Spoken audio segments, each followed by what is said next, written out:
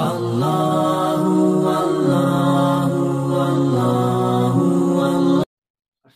अलैकुम वरहमतुल्लाहि वबरकातुहू।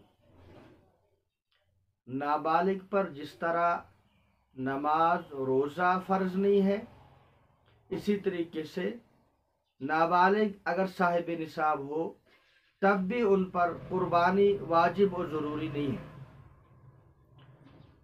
हाँ, अगर वालिदैन अपने माल में से नाबालिग औलाद की तरफ से कुर्बानी करे बेहतर है, लेकिन वाजिब और ज़रूरी नहीं है।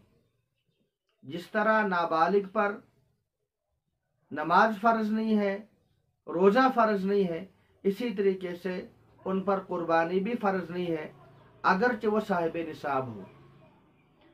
बाज़ हज़रात के जहन में ये शुबा पैदा हो जाता है कि नाबालिग मालदार कैसे हो जाएगी।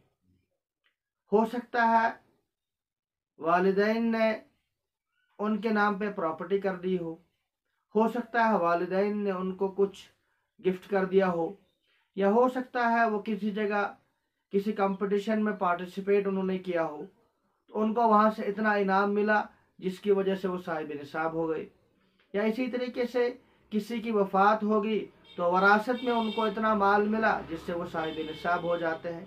खैर, वो किसी भी तरीके से साहिब निसाब हो जाए, नाबालिग औलाद पर कुर्बानी वाजिब नहीं है।